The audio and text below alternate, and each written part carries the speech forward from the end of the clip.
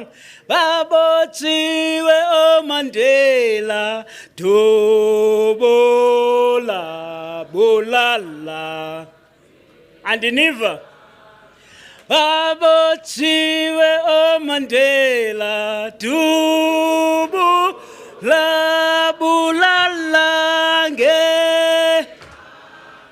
Babotsiwe Prabiri, Dubu Sukuma, Bulalange,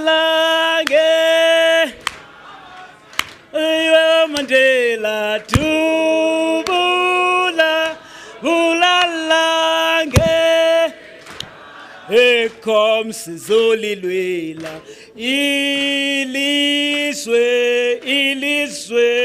Lokoko, here comes Zolilwela, Ilis,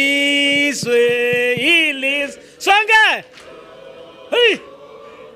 Babotsiwe Prabiri, Dubula, Bulala, Amantla! Free Prabir! Thank you, comrades. Mandla. Awe, two. All power. All power. Thank you very much. Leaders of various organizations responsible for this conference, our distinguished guests, our speakers, the delegates, participants to this conference, our guests, all of you, the media, and those that invited themselves, greetings to you this morning. Molweni dumelang tobela. Ralilocha. My name is Andrew Chirwa, the President of the National Union of Metal Workers of South Africa. I'm deeply humbled, honored this morning to open and welcome you to this important historic conference, the third Dilemmas of Humanity conference, taking place here in South Africa from today until the 18th of October. Allow me once more on behalf of the organizations responsible for this conference to warmly welcome each and every one of you to this conference. International People's Assembly, abahlali basemjondolo,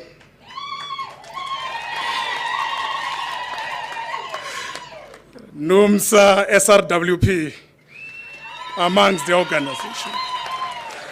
We are very delighted to have you all with us to share experiences, knowledge, and solutions in response to the dilemmas facing humanity today.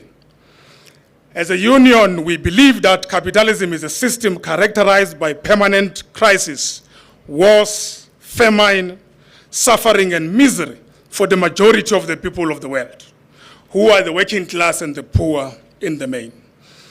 The world capitalist system survives and thrives by exploiting nature, exploiting the working class, the poor, the rural farmers, and indigenous people. It extracts maximum value it does not pay for from the working class and the poor. In this conference, as we dissect the crisis of capitalism, or the crisis capitalism has unleashed on the world population and our earth, and plot how to overcome this crisis and build socialism. As we engage throughout this conference, we must bear in mind the crisis capitalism has unleashed on humanity as a whole.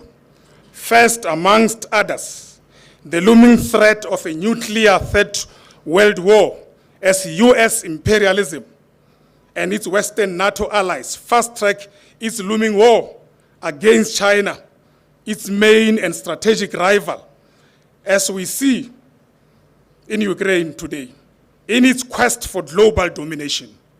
Secondly, the world is already experiencing permanent and irreversible ecological damage to all life system and our earth, as capitalist and imperialist exploitation of both nature and human beings pollutes our soil, our forest, our rivers, the lakes, the oceans, the sea, and human habitats, and warm the earth, leading to almost irreversible global warming. Thirdly, we live at a time of unprecedented and unimagined revolutions in science, technology, and method of production. These revolutions are powered by revolutions in communication technology, including the Internet of Things, artificial intelligence, deep learning, machine learning, amongst others, all which are revolutionizing not only production processes, but also human interaction and the place of human being on this earth. Today, no production process is immune from the new artificial intelligence-supported technologies, including farming, food processing, mining, all kinds of manufacturing, and so on. The world capitalist system, in its permanent, ceaseless quest to lower the cost of production, increase productivity, expands markets, influence consumption and demand, and essentially to maximize profit and defeat competitors, has unleashed unprecedented revolution in science and technology, which now directly threatens human life and earth. Unless this is brought under the popular and democratic control and ownership through a world socialist revolution, we are all doomed. In conclusion, in this conference, we must also answer the question, as we grapple with the main topic of this conference, an objective. How do we wrestle control and ownership of everything good that human civilization and the world working class have produced through science and technology and advanced to create the only kind of social and economic system capable of putting humanity first before profit? It is time in this conference to also answer the question, how do we concretely build socialism in our lifetime, not in the future, in our lifetime? How best do we organize ourselves so that we can defeat capitalism and advance a socialist world? As Karl Marx put it succinctly, he says, philosophers have only interpreted the world in various ways. The point, however, is to change it, unquote. We have the power to change the world, and we must do so, and do so now. On behalf of NUMSA and all organizations responsible for convening this conference, we once more say to you, feel welcomed. You are at home in this part of Africa. We wish you well in this deliberation, in this conference. Amandla! Amandla! Thank you very much, comrades. Long live socialism, long live. So those were just few opening remarks. As we move straight into the program, we are going to run to try to do catch up because we have lost quite an amount of time. We're going straight to our first opening panel of this morning. We're very blessed and honored to have a number of women and men. One man. And one man. Forward to women's struggle, forward. Forward to gender struggle, forward. So if it was not Comrade Ronnie, we would have all women panel this morning. So we're very honored and pleased to have these women and men with quite experience who are going to spend time with us, to share with us or participate in this topic, the main topic of this morning. But before we do that, let me just acknowledge that as well, We have a number of organizations, comrades. We acknowledge you, comrades. We have more than 300 delegates in this conference.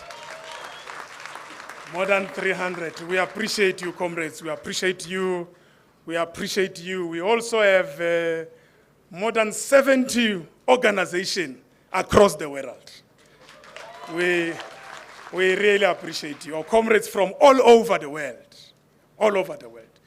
We have trade unions. We have, socialist parties? No? We have trade unions. We have socialist parties. Yes, yes. Trade unions, socialist parties. We appreciate you, comrades. All of you, we really appreciate you. And social movements as well, no? Which are very key. I'm talking about progressive social movements. Not those social movements that we'll not talk about today. We appreciate all of you, comrades. We appreciate all of you. So we are now, comrades, going to the opening panel. We have 5. So our list has been increased a bit because of the current development, of course, globally, so that this conference must not miss the moment internationally to engage and respond to the current development taking place all over the world. That's why some of the comrades like Comrade Roni are here invited, Comrade Arwa, Abu is here.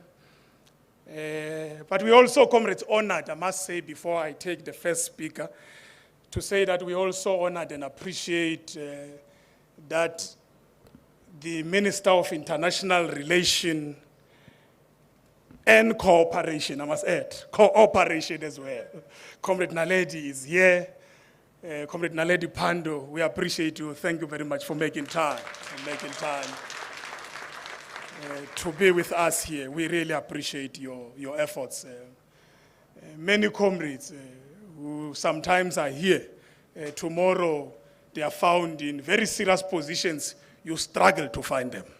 It's just permanent struggle to come and be part of organizations and meetings of this nature. So we are, comrades, going to take the first one. Like I said, we're running, we have to try to capture. I hope that my panelists will work with me. I hope so. I'll really appeal to you to try and see how do we manage to recover the lost time. There is an order that we're going to use. The first one, we're going to allow Comrade Arwa, Abu, Hashash from the Palestinian People's Assembly, who's here with us. We're going to allow her first to really talk to the conference and brief us on the challenges and the real conditions on the ground faced by the people of Palestine. So she's going to be the first. We have 10 minutes. I was told, Comrade Steph, where's Comrade Steph, that there's timing of some sort. We'll sort that one out. I hope that you'll manage within the first 10 minutes. Can we give a round of an applause as she comes?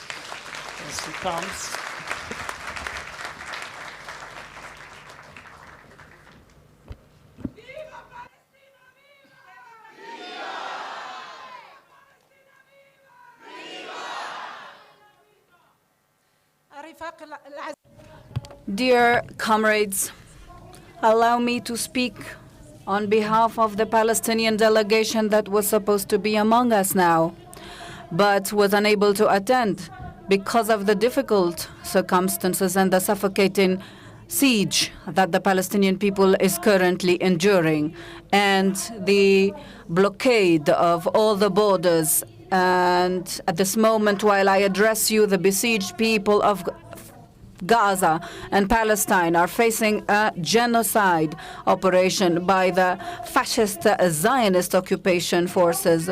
For the 7th consecutive day, the Israeli war machine continues to commit brutal massacres against the Palestinians, resulting in the killing of children, women, youth, and the elderly. So far, more than 1,300 Palestinians were martyred, including approximately 500 children. So many families were martyred. There was a terrifying destruction of infrastructure, hospitals, schools, mosques, churches, government buildings, and media buildings. This has led to the displacement of over 850,000 people in Gaza from their homes, along with a suffocating siege and an attempt to starve over 2 million people in the region by cutting all food and medicines and fuel supplies, in addition to cutting water and electricity. Dear comrades, this genocide of the Palestinian people that is happening today is happening with absolute support from the imperialist powers of the world, on top of which there's the United States and some Western allied countries, which are trying in a terrible way to divert the essence of the Palestinian-Israeli conflict towards what is known now as terrorism, to what is called now as ISIS, and placing Hamas or the Palestinian people as a whole within what they call war on terror. In their deliberate effort to establish this scenario, these powers first aim to legitimize further killings and daily crimes committed by Israel. They seek to blind the world to the reality of the ongoing conflict and continue to ignore and evade the resolution of the Palestinian cause as a matter of national liberation. As we gather today, dear comrades, from all over the world, to discuss the crisis of the capitalist system in order to propose alternatives to overcome this system and formulate a socialist alternative, we are faced with one of the most fundamental tasks that require us to accurately identify the tools of this system. Therefore, the primary characterization of this Israeli occupation in our region, in the Arab and Maghreb region, as a fundamental tool of imperialism and an advanced military base that serves the interests of this occupation in the region and ensures its control and hegemony over it, is crucial to understanding the nature of the ongoing conflict in Palestine today. This is part of the battle of ideas that we have repeatedly emphasized in the process of our work in the humanity dilemmas.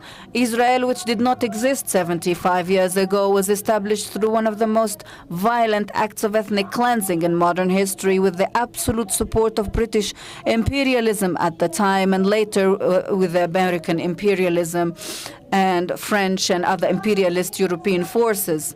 These imperialist countries put their hands over the wealth of our regions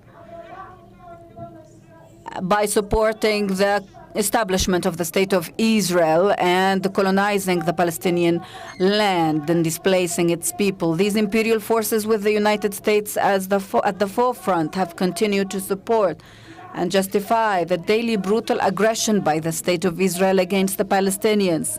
This aggression includes land theft, killing innocent people, home demolitions, construction of illegal settlements, as well as the daily arrests, detentions, and daily humiliations of young people, women, and the elderly in Palestine.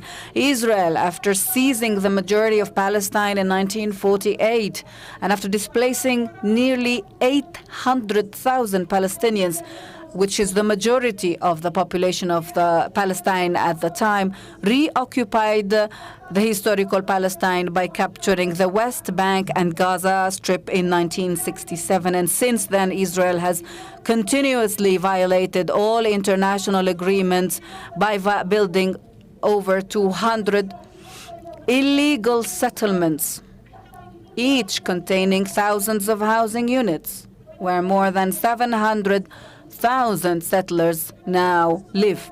This settlement construction not only involves the seizure of thousands of acres of Palestinian land, depriving many Palestinians of their land and basic livelihoods, but also works to segregate Palestinian cities and towns from each other, hinder the movement and mobility of Palestinians between them, and undermine the possibility of establishing a contiguous state, even on the parts recognized by the entire world as the Palestinian territory.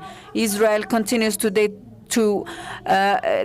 detain more than 5,000 Palestinians, including 1,264 arbitrary detentions without charge or trial, a practice prohibited by international law, including 170 children under the age of 16 and 30 women.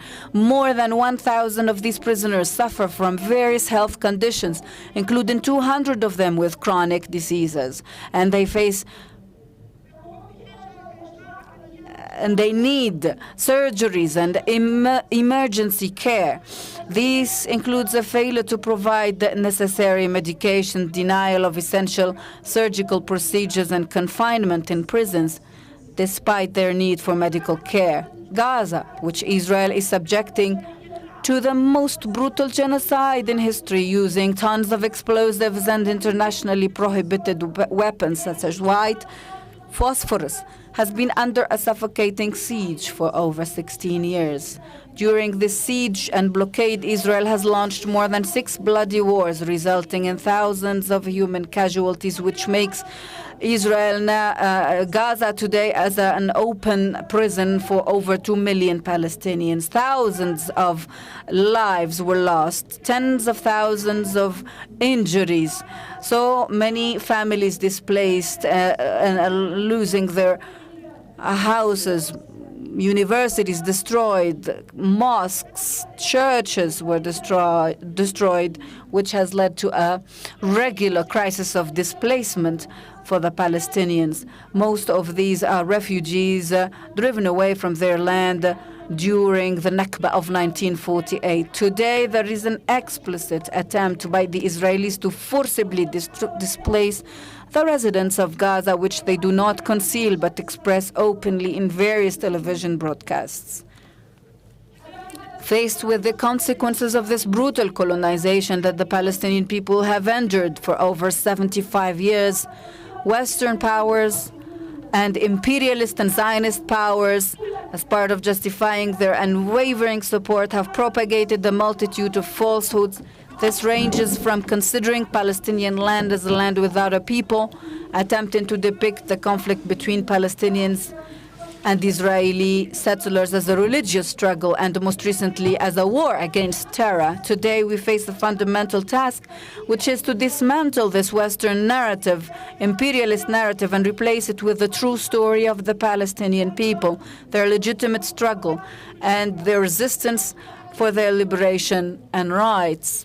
Today we are also engaged in another battle, the battle of emotions, which we have always emphasized in our work in IPA. In this battle, imperial forces seek to strip humanity, including the Palestinian people, of their belief in the feasibility and potential of resistance, and instead spread the discourse based on frustration and defeat.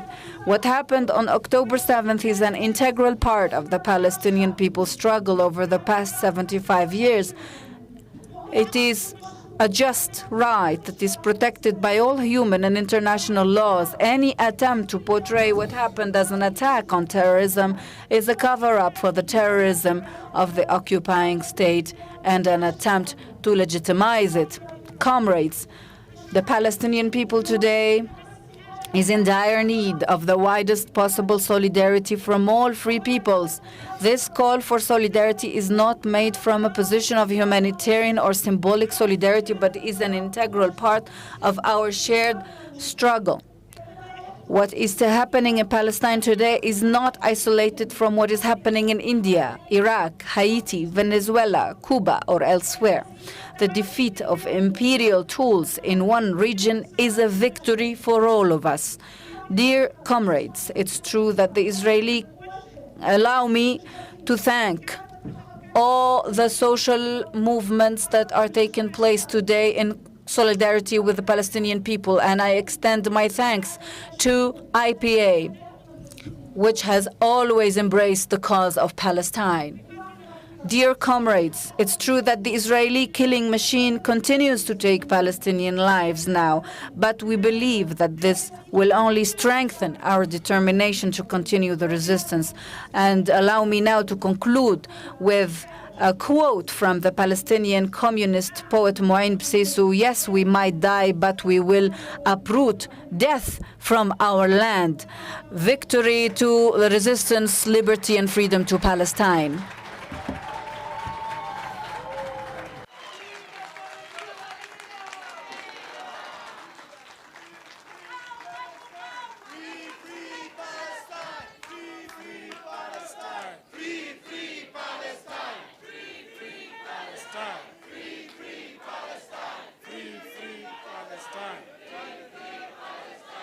From the river to the sea, Palestine will be free. From the river to the sea, Palestine will be free. from the river to the sea, Palestine will be free. away Two. Away two. Away two. Away two. Down with apartheid Israel, down. Down with apartheid Israel, down. Forward with solidarity for the people of Palestine, forward.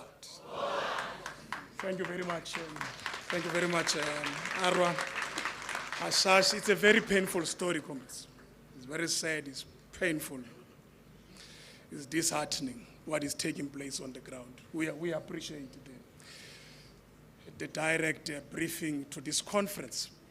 I think it makes sense that we will now introduce Comrade Ronnie Castles, who is the former Minister of Intelligence of South Africa and a founding member of Umkhonto weSizwe, the arm wing of the liberation movement against South African apartheid. He is also a campaigner, a leading campaigner for solidarity work and campaign with the people of Palestine. Comrade Ronnie, welcome.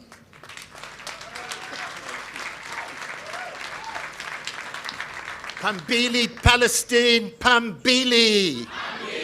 Pambili, Palestine, Pambili. Dumelang, Sanibunani, Salam Alaikum. Greetings, comrades. You empower us. And we say to our dear sister, you are not alone. Palestine is not alone. We stand by Palestine. And Palestine will be victorious from the river to the sea. From the river to the sea. Palestine will be free. Dilemma of humanity.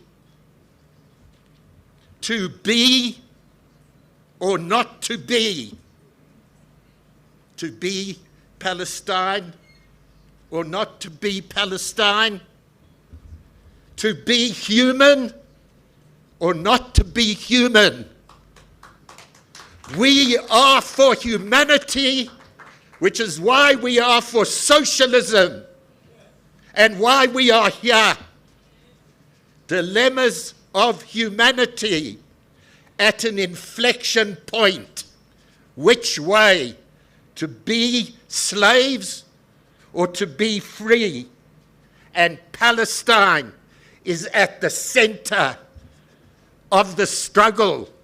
It's at the center, as people have been saying for so many years. And there are many centers, many, and we represent them all in our struggles. And our sister has put it squarely to us.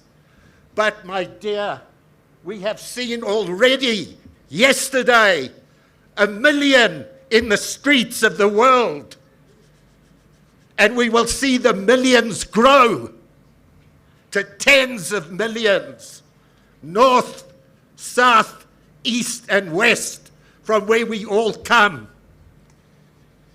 And let me remind ourselves of the great warrior Spartacus, the slave who would not live a slave and had the right to resist and rose up against the Romans. And in battle, those warrior slaves were smitten and dying on the battlefield. And the Romans were looking for Spartacus. Where is Spartacus? And a Saracen warrior said, I am Spartacus. Where is Spartacus? And a Philistine slave warrior said, I am Spartacus. And by God, a Hebrew warrior slave said, I am Spartacus. We are all Gaza. We are all West Bank. We are all 1948 Palestine. We are the refugees in the camps. We are Palestine, and we stand with Palestine. And we will not allow, we will do everything we can to stop the Gaza open-air concentration camp. We say it to you, Israeli Zionists and your supporters, your Americans and whatever. We will not allow that open-air concentration camp in Gaza or the West Bank or the refugee camps to become extermination camps. That is to do or die. And we have in such pride to be here with our sister, the great warrior of Palestine, Layla Khaled. And we rise to you, Layla.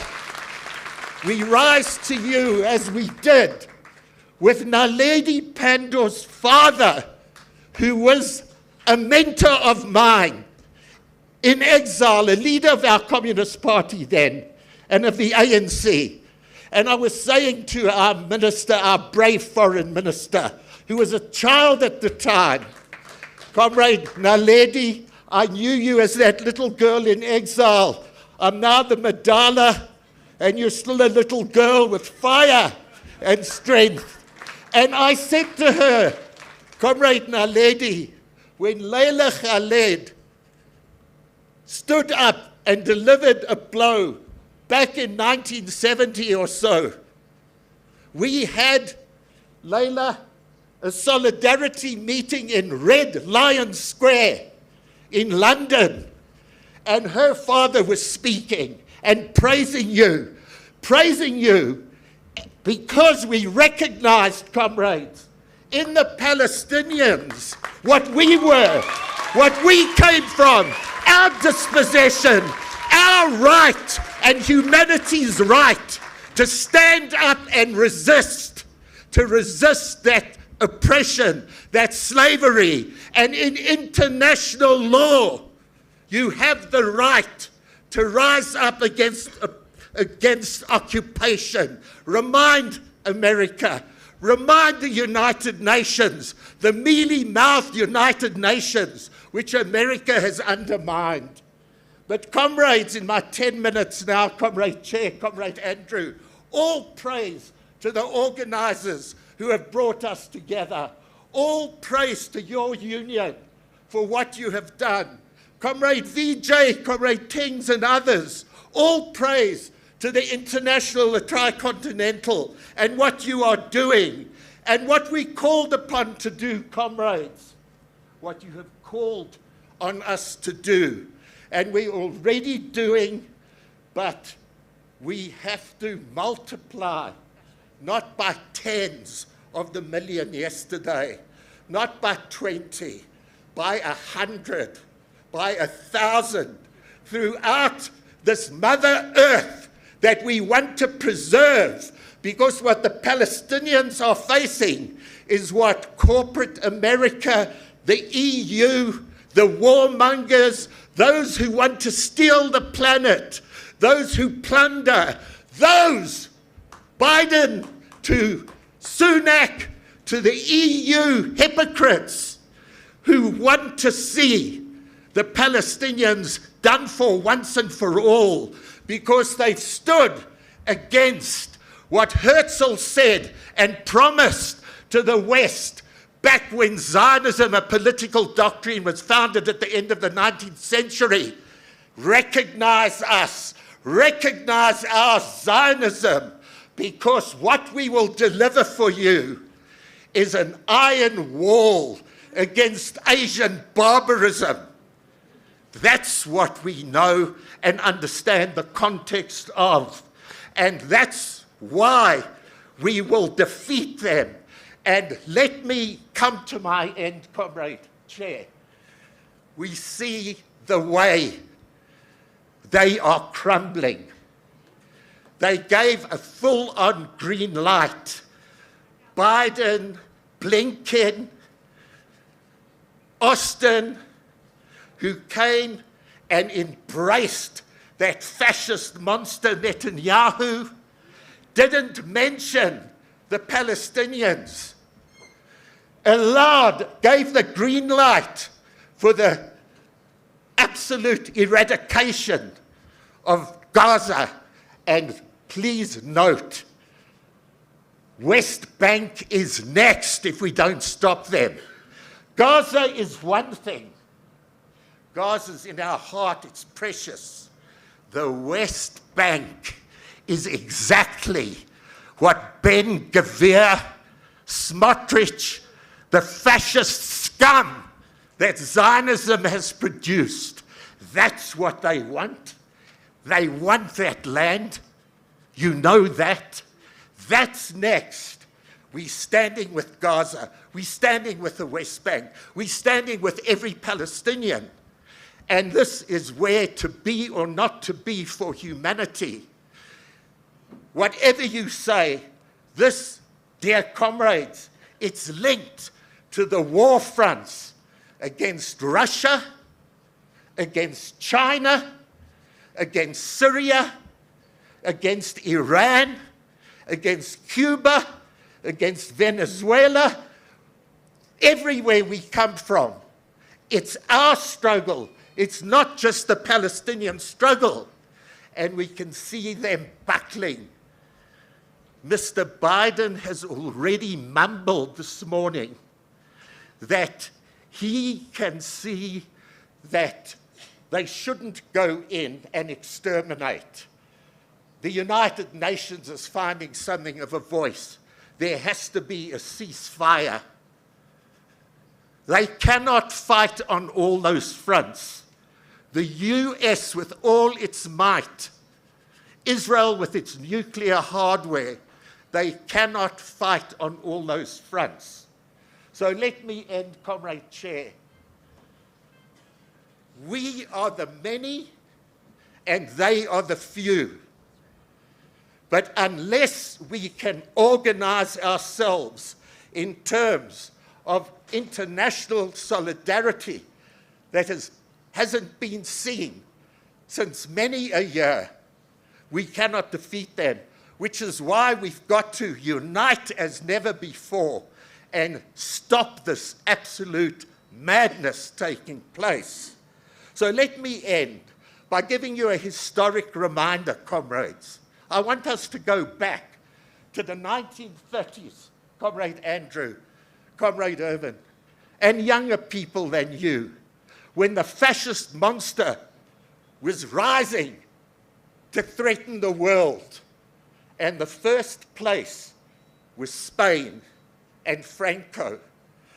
And the American governments, the British, the Europeans, they wouldn't come to the aid of the Spanish Republic. Russia did, by the way. And what did Dolores Ibárruri of that Spanish Republic, a Communist Party leader, she stood up when the International Brigade came into Madrid, which was under threat from Franco's fascist forces, and she said, "We will rather die on our feet than live as slaves on our knees." And she raised the cry, "No pasarán, no pasarán," in Spanish. They shall not pass. Fascism shall not pass. It reverberated around the planet. No pasarán.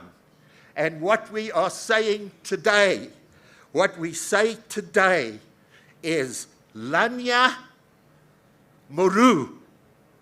Lanya Muru. We discussed this yesterday. What can we say in Arabic? What can we say for Gaza and the West Bank, the refugee camps, the 1948 Palestinians, the Palestinians of the diaspora, and all of us in terms of no pasaran? We say Lanya Muru. We say this to our comrades and our brothers and sisters and the children of Gaza and of Palestine everywhere. We are saying to America, we are saying to Israel, Zionism, we say it with Jewish anti-Zionists around the world and even from within Israel, because we mourn the deaths of everybody. And we are saying no further, no further. Lanya Muru. Let us take our message, comrades. We have on our agenda, Comrade Andrew, a huge task ahead to stand by Palestine, to prevent the extermination of the Palestinians, to protect our own future and that of our children. And that is what I would like to say today. We represent the boycott, divestment, and sanctions movement, which is powerful, called by the Palestinian civil society, in emulation of how, comrades of South Africa, we helped free South Africa from apartheid by the isolation of apartheid through the anti-apartheid movement and BDS, Comrade Naledi. Comrade Naledi, we are well aware of your position.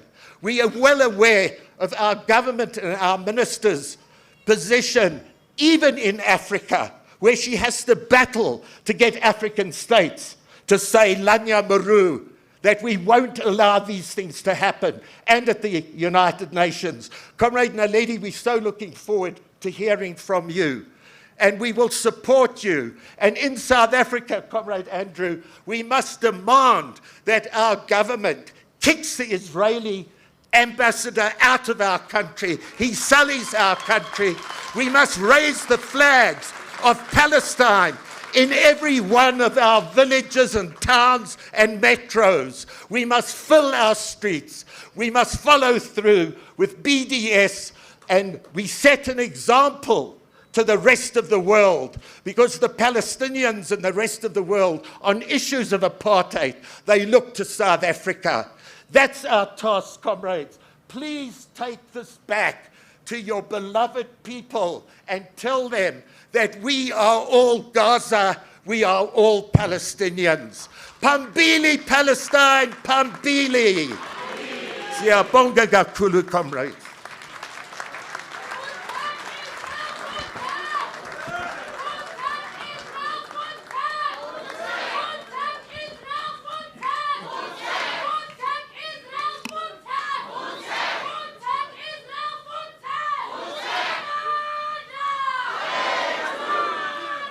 Wethu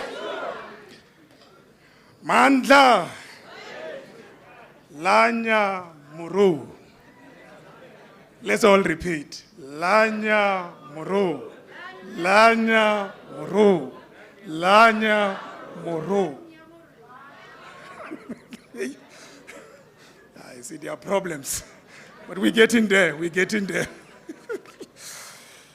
Indeed, organize against brutality everywhere, against imperialism everywhere. Solidarity, solidarity. Thank you very much for the message, Comrade Veteran Ronnie. Thank you very much. We really appreciate your passion, your energy. Thank you very much. Long live Comrade Ronnie, long live. Comrade Ronnie made my task very simple of introducing another veteran of the struggle, which I didn't qualify to even introduce. He has already done that. We are now going to hand over to Comrade Laila Khaled. He's an icon as well of the Palestinian Liberation Movement, a political leader and a member of the Popular Front for the Liberation of Palestine. Comrade Lila. The floor is yours. Can we welcome?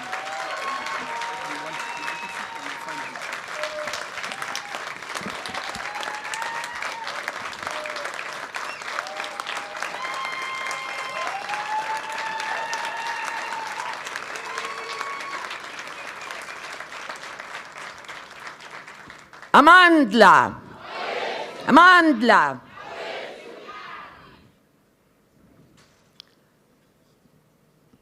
I'm here to tell you the truth, the Palestinian truth. But before that, I'm here, as I told Nelson Mandela and all comrades, this is my second homeland. Where there is freedom, it's our homeland. Now, our homeland is under attack. Since 100 years ago, I still say the slogan of South Africa.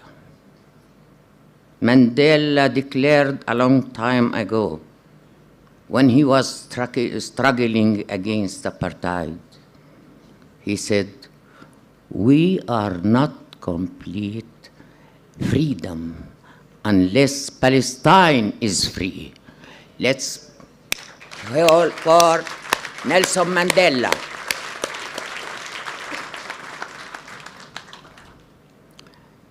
This struggle continued since the Zionist movement began, and since the occupants of Palestine, since 1917, after the Second World War, there was a call from Samuel Balfour, the minister of Britain in that time, calling the Queen Elizabeth to accept to have a homeland for the Zionists. And that declaration at that time, it wasn't the United Nations, it was what we call in English as a group of countries to accept that declaration. From that time, we live in a bitter life, a state to be established on our people. For our people, it meant death to the Palestinians and life for Zionism. This is the roots of terrorism in the world. To occupy, to steal a land, a homeland for a people who were and still called Palestinians. Still, the Zionists are practicing their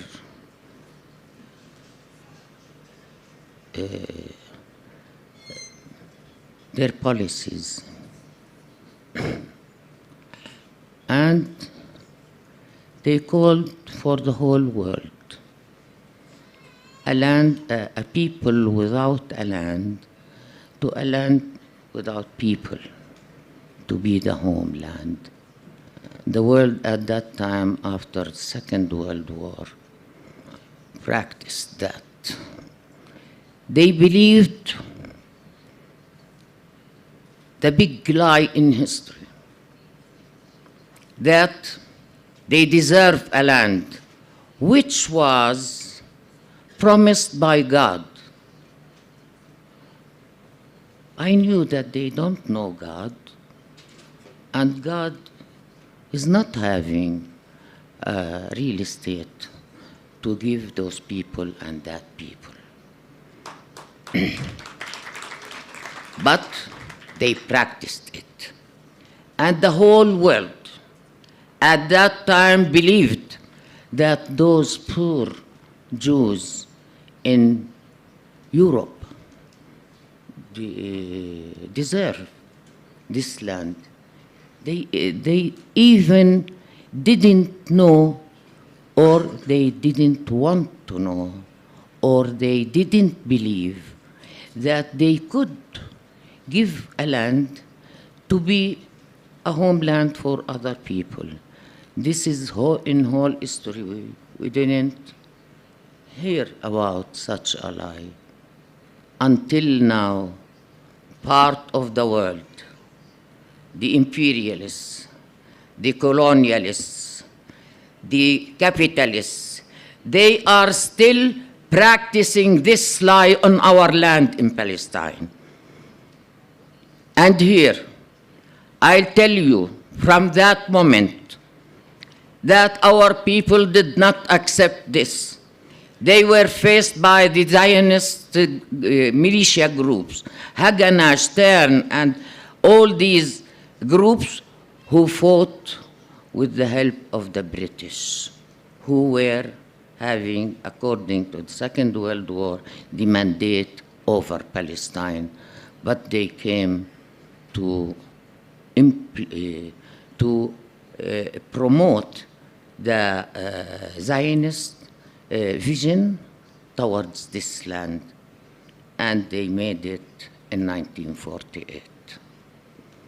I'm not going to have a lecture about history, but I'm going to focus on the roots of this catastrophe that happened to the Palestinian people.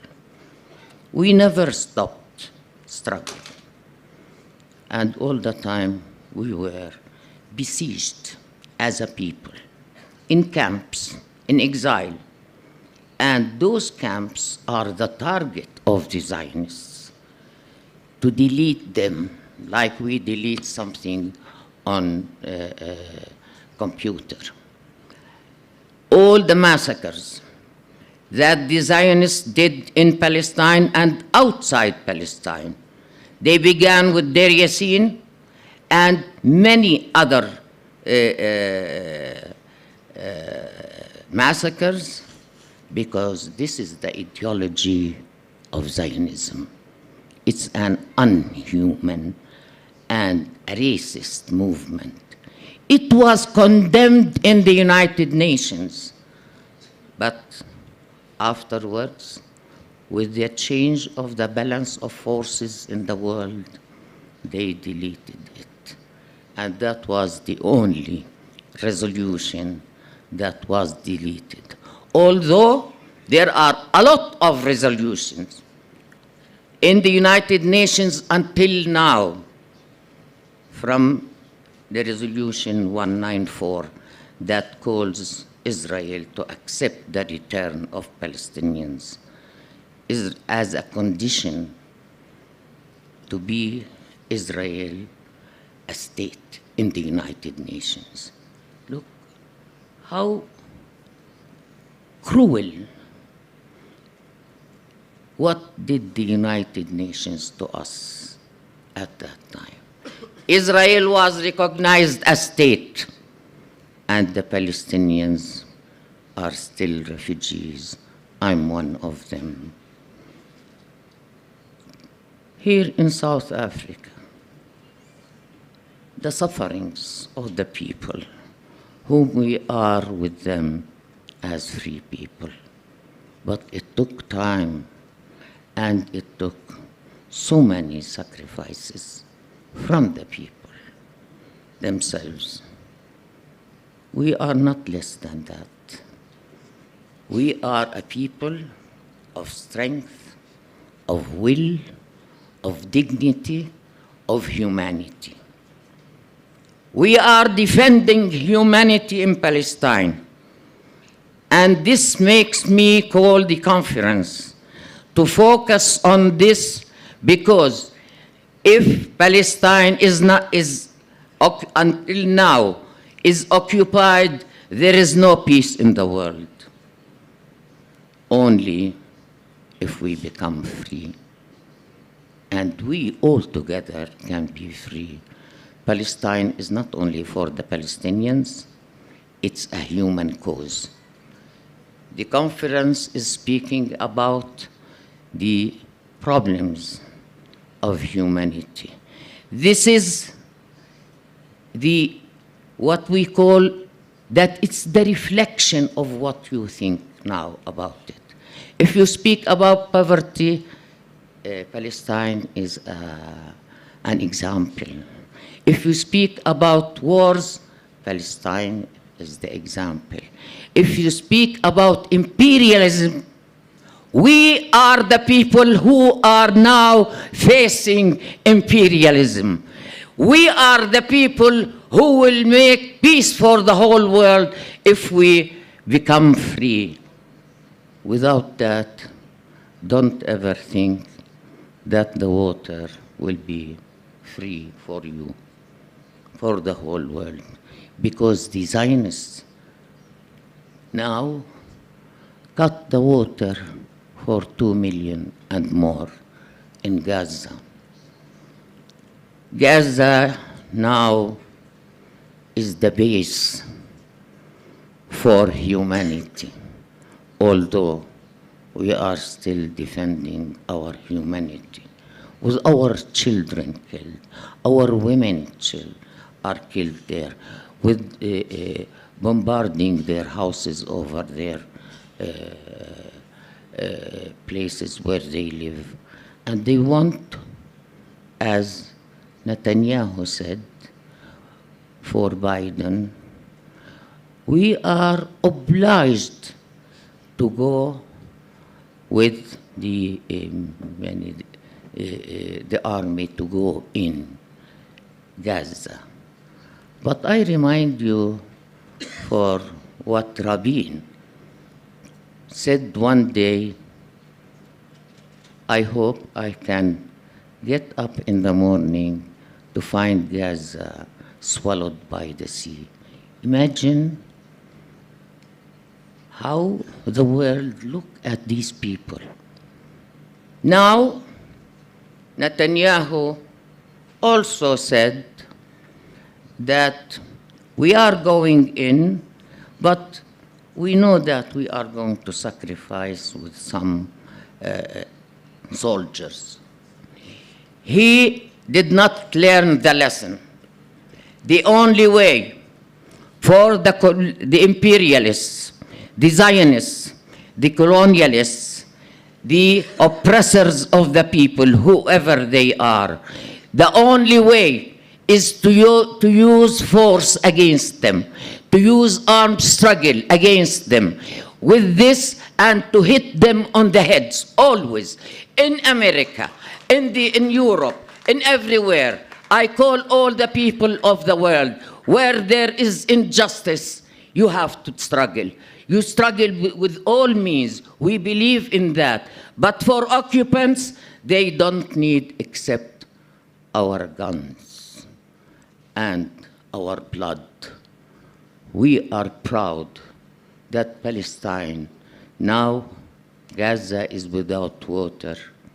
Our children, our women, they are watering it with their blood. This is very hideous to us.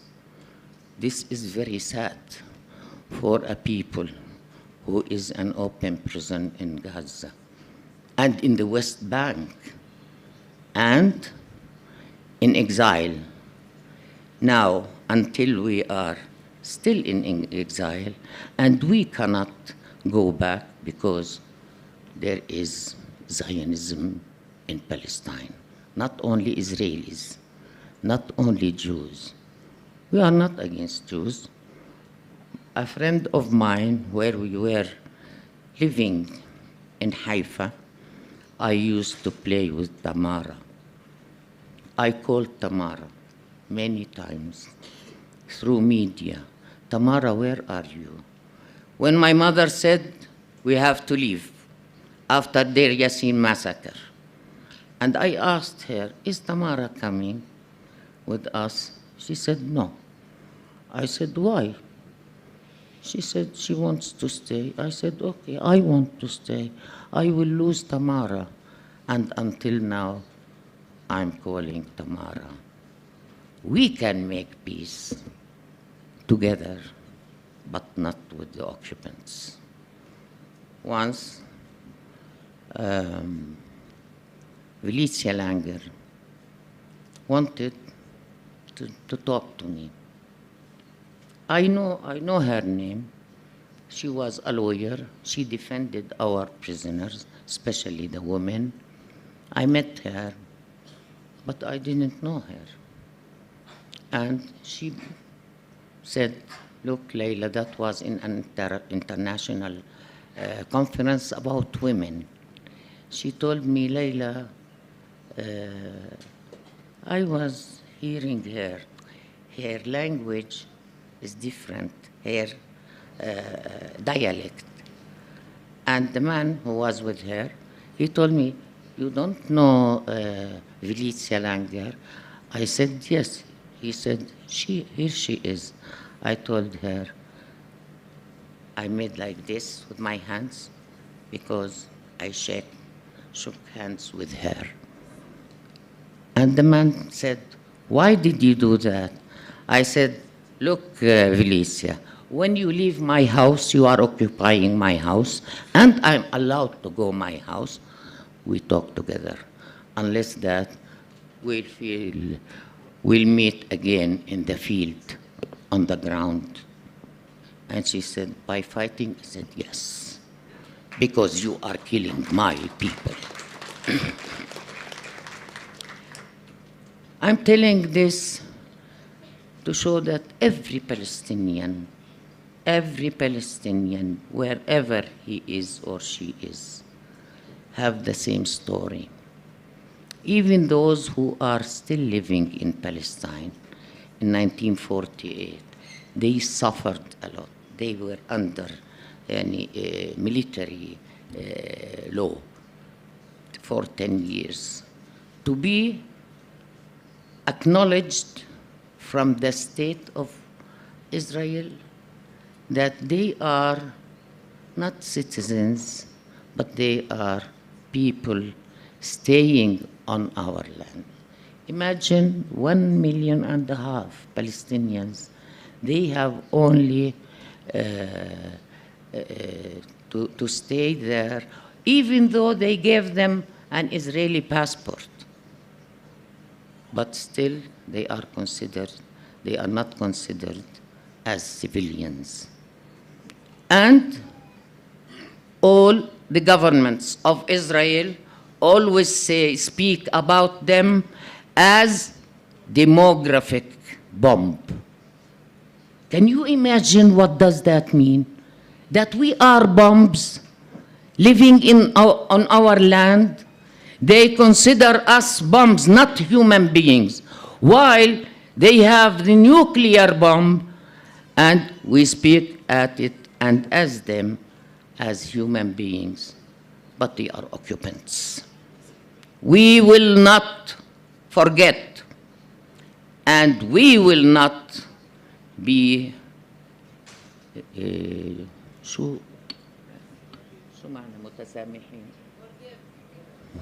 we will not forgive until Palestine is free. Now let me the message that I will tell you about to spread the news and the ideas. As Lenin said, what shall we do? This is the question. And this question must be answered according to the facts, according to the balance of forces in this world, according to the sufferings of peoples who are still living under oppression. And this will condense your mission, humanity, and problems. This is a problem for all humanity. And when people suffer, fight, organize themselves, I think we will be victorious. And this question, I will try to give some ideas. It's not enough to go to the streets. It is appreciated highly by us. And this is one of the peaceful means to use. We use peaceful tools also. When we call for BDS, we learned that from South Africa. And we still say Durban is the capital of BDS. But I say South Africa is all BDS. I know it, I know it. But we use also some other means. But it is not the mainstream for liberation. It's not the mainstream for freedom.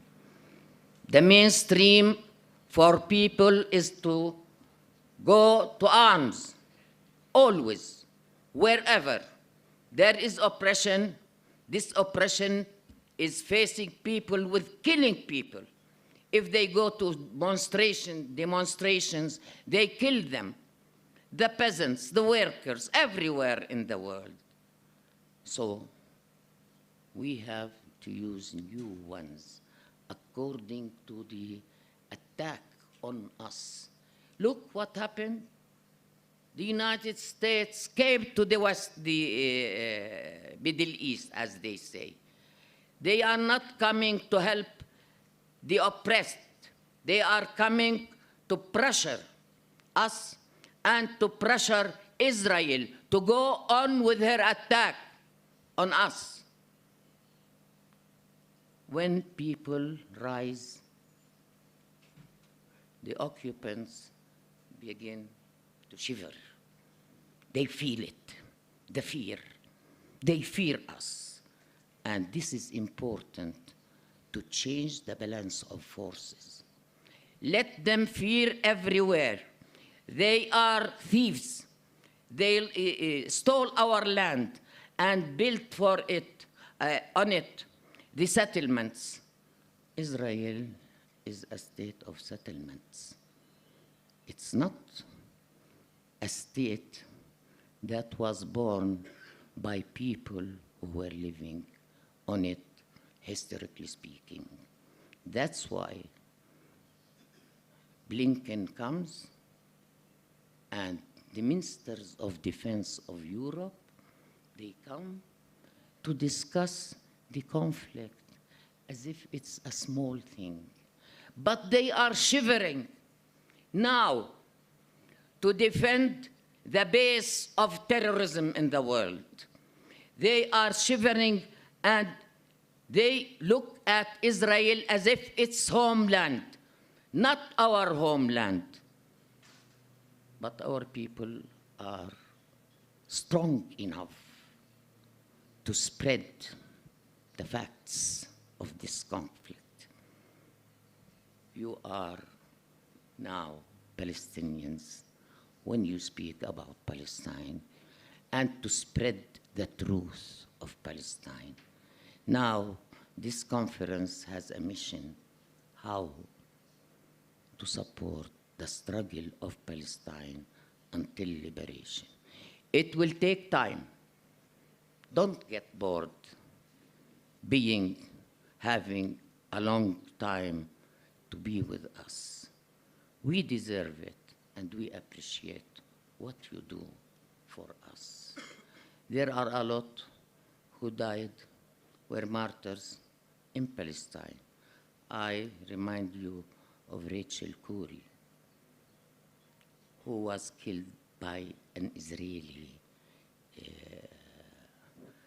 bulldozer. Imagine, nobody was charged of this cruel thing, not only cruel, criminal. And all the media are speaking about international law. I tell you, this is a lie.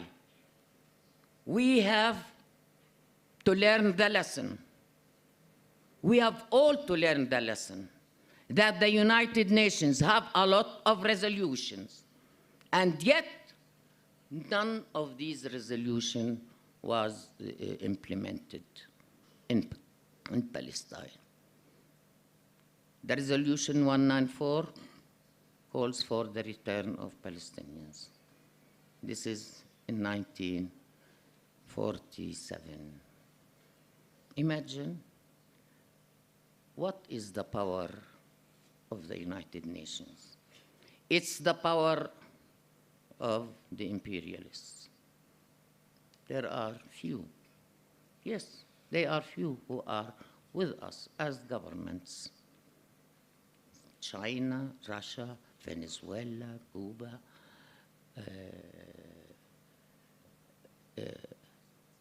other countries, but still no resolution is implemented. It's the power of the oppressors, the capitalists, the imperialists, and the Zionists. You know, the Zionist is a strong movement. But it doesn't mean they speak about democracy. They want, they defend human rights. Human rights in America, when it crosses the ocean, it's something else. In Iraq, in Afghanistan, in Vietnam, in South Africa, in every country of the world, they speak about human rights as if they are the defenders. They are the violators of human rights everywhere in this world. We have to stop them. We stop them in our countries. We stop them when we mobilize our peoples in the world to show them the truth. I thank you very much. Thank you for calling me to speak to you, and I'm back to go and continue the struggle with you also. Free, free Palestine. Free, free Palestine. Free, free Palestine. Free, free Palestine. Amandla. Awetu. Amandla. Awetu.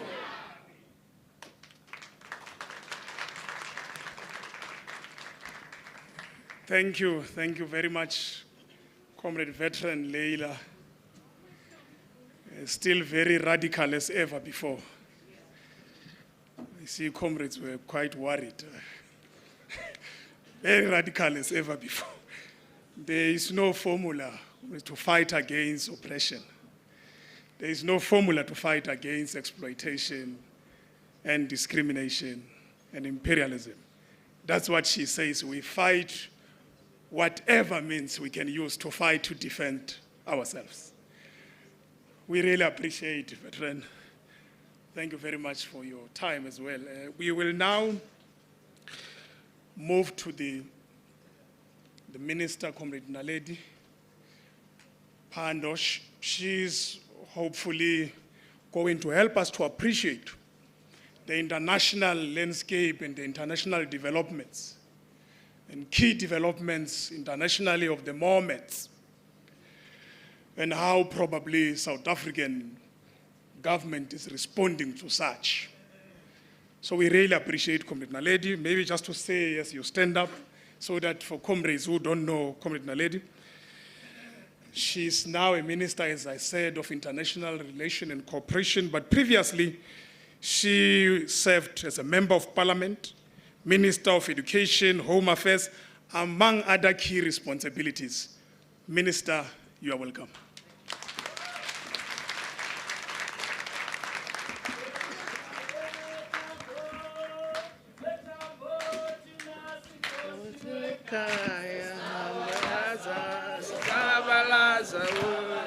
Thank you.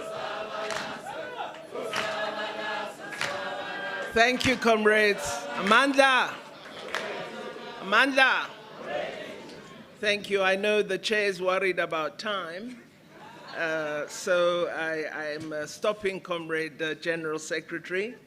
But I must thank Comrade Irvin Jim and the leadership of NUMSA for inviting me to be here today. When I got the message from Comrade Irvin Jim that NUMSA would consider me speaking at a conference of NUMSA, I must say initially I was very shocked because I'm quite a conservative type of person. But I really thank NUMSA for the invitation and the opportunity to speak about some of the work that we do. I begin by thanking the comrades from Palestine who have spoken, and I greet them most warmly. Welcome to South Africa. I also greet Comrade Ronnie Casserols, a veteran who doesn't tire. I don't know where you get this energy. He sends me messages at 3 a.m., you must issue a statement on this. Why are you saying nothing on that? Comrade Ronnie, there you are. He takes advantage because he knew my father. He thinks that he's my father. But I'm very glad to be here. I begin by saying the world is a very troubled place, and I don't want us to pretend that it is easy. It's not. We are faced with a very challenged world. I realized this when in 2021 I was sitting in a summit of the Executive Council of the African Union, and it was whispered to me that the African Union Commission chairperson had issued an invitation to Israel to become an observer at the African Union. Imagine my horror. I decided at that moment that I would raise my arm and would propose that this decision be rescinded. I walked around the room seeking supporters. Of the 54 nations, I got 3. And I include SADC in that. But I said, nevertheless, this is not going to happen. I therefore lifted my arm and said, I wish to table a matter. I have learned of this, and as South Africa, we object to it, and it must not be implemented. We want our leaders to discuss it. And we will never accept it as South Africa, and while we appreciate the role that the Organization of African Unity played in us achieving our freedom as South Africa, this decision of the AU Commission chairperson will make us consider whether we can be present in the African Union. I thought I would get support from many of the countries gathered in the room. But what I discovered is that countries that are oppressors, that continue to be colonial occupiers, are using financial muscle to provide grant and aid to African countries and secure the depoliticized support of African countries for these oppressive nations. Among them, Israel and Morocco. They're playing a very negative role in Africa. And comrades, I'm being frank here because you in this room, you are supposed to be trade union leaders, many of you, or you lead progressive organizations, and you are failing in your duty to convince governments in Africa and all other countries of the South that they cannot tolerate such situations. It can't be left to us as members of government to be the ones that take up these issues with no word from progressive organizations. This is intolerable and cannot continue. So I'm hoping out of this conference that you are going to decide, rise up, rise up, rise up. Don't say what's Comrade Naledi doing. That decision on Israel hasn't been implemented, and it won't be while I'm still there. But what are you going to do? You should be talking to all progressive unions worldwide. The unions in the United States of America, weak or strong, should be making it clear to President Biden they don't appreciate his statement, which has led to the slaughter we are seeing today. The union movement in the United Kingdom should be doing the same. If we know our work. I have no idea what has happened to our organizational capability. Because as South African leadership, our trade union movement was able to marshal under the worst oppressive chains. We were able to marshal international solidarity of a kind that has not been seen since the struggle against apartheid. Where have all these progressive leaders gone and why? Why are we not able to organize? Why are we only sitting in a room as 300? There should be 3,000 here. There's something wrong, and that's why I'm saying we're in a troubled world. And we need to recognize that the world has shifted. Because what has happened is, in a determined fashion, progressive values and principles have been hacked and hacked and hacked, and it is now difficult to find a voice of the left. And we need to revive. We need to organize. We need to be smart. We need to be strategic.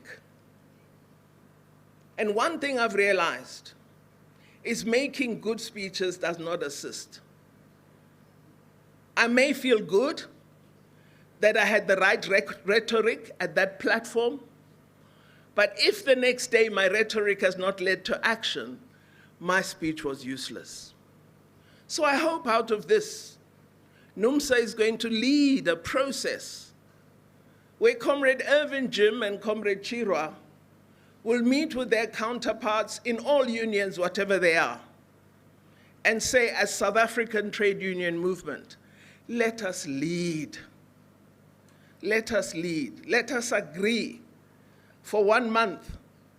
None of our unions are going to lift any Israeli goods out of any transport. Just one thing.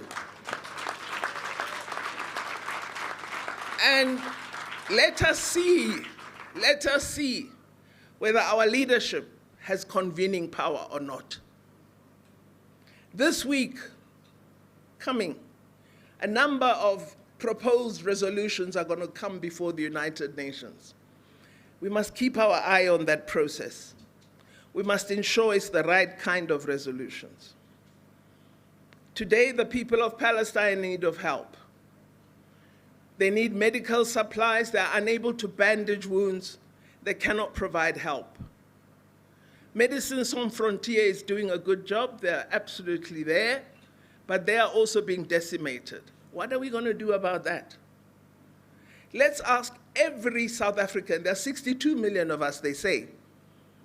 All of us must donate one thing, food or medical goods. And let us persuade an airline to take them all to the Egyptian border with Palestine and deliver those goods. Let's do something, comrades. Let's stop talking, because the world is in a terrible place, and all it needs are a few good men and women, are organizers, strategists. And not to organize because you're NUMSA only, but to organize everybody. What we have to put aside if you want to change the world are divisions between us. Because it doesn't make any sense to believe that I must be the most progressive, the most left, the most radical, and the world is suffering. The most progressive thing is to unite and get action. And that's what I hope you're going to begin to do. So anyway, on my story, on the presence of Israel as an observer in the African Union, I have managed to pause it for now with the support of my president, but it's not off the table in the AU. So again, I'm asking you, pay attention. Having said that, because I prepared very hard, I'm going to present my speech. And I begin by saying, one of the things we must realize is the developing South is caught in the middle of rising global tensions. I know it is not correct to speak of the South as though it's a homogeneous entity. But from my experience, I can say to you, it is the region that most hopefully has the basis and foundation for the kind of radical shift we need. So I look to countries of the South, not the North. And I think it's important that we do that. What we are seeing in the world is an increasing pushback against the forces that seek to promote collective action, international solidarity, and global cooperation. We see the re-emergence of tendencies toward right-wing nationalism, unilateralism, and populism as an ongoing trend. Comrades, another assignment, engage the media. Why is it all right for a Palestinian journalist to be murdered, but it's not okay for a journalist from Canada to be murdered? What kind of value system is that? We've been silent about Shireen Abu Akleh. She was murdered before our eyes. The media today, since the period of the embeddedness of Iraq, totally without objectivity, except Al Jazeera. That's the only one. The rest, I'm sorry. But you need to be active proponents of an objective media that informs, that is balanced, and that tells the truth. Not a media that lies and tells you a quarter of the story. So we've got to address all these things. What we see in the globe today is widening inequality. And we know that the economy of the globe continues to deliver inequitable and unjust outcomes. Developed countries have selectively opted out of the observance of international law, while they continue to insist that rules must be implemented by developing countries, even at the cost of providing services to their people. Just last year, Ghana was facing an incredible financial meltdown. They approached the IMF. And this year, the IMF has suddenly reported that Ghana is going to see amazing growth after they received loans from the IMF. But nobody is examining, do the children of Ghana have classrooms? Do they have teachers in those classrooms? Are they able to go to hospital and get treatment? Are the people of Ghana getting housing? Because the first target of IMF loans is public services. So it's important that we look not just at what support is provided, but at the quid pro quos that governments have to make in order to have access to that funding. Developed countries have certainly not met their commitments to the developing world and are consistently shifting responsibility to us in the global south. You must address climate change. You must stop using coal. You must reduce emissions. You must do A, B, and C. We've developed, they had thousands of years to develop, and in a short space of time, we must arrest our development and respond to their demands. I'm not saying coal is what we should use. I'm not saying we shouldn't reduce emission. Don't misunderstand me. But I'm saying the kinds of demands being made on developing countries without appropriate resource responses are actually demands that are unconscionable. So what this has led to is it's become increasingly difficult to pursue sustainable development goals. We saw this year that the Secretary General of the United Nations has indicated that far from moving in a positive fashion, the world is actually going backwards. We now have more poverty, more inequity, more joblessness. So the fundamental crises of our time call for international responses, in our view. If we accept that the world is increasingly more fragmented, it provides an opportunity for those concerned with economic justice, yourselves, to work toward creating a genuinely progressive alternative. Progressive forces around the world need to push for multipolarity and a strengthened, fairer, and more inclusive multilateralism by exerting more influence on global debates. We should not be silent. We should be having loud views. We need to make our economies work for the common good, and we need to take all the measures necessary to protect our planet. We believe that what is needed is a different kind of multilateral architecture, which is more suited to today's challenges of the world. In our own view, Comrade Ronnie, despite its inadequacies, it is our belief that the United Nations must remain the primary locus for political, security, and development decision-making, as it remains the most representative global body, despite its shortcomings. We believe a complete overhaul of the UN system is needed so that the UN Security Council is democratized and reflects the current balance of forces in the global system. It's unacceptable, 8 decades nearly after its creation, 5 nations still wield disproportionate decision-making power in the Security Council, and those 5 number among the most problematic countries in the world, the causes of many of the problems I referred to today. So the overhaul of the UN system should include enforcement of decisions taken by what we hope will be a democratized UN Security Council. We also believe we should no longer accept a situation where countless UN resolutions are passed by the vast majority in the UN General Assembly, but are merely ignored.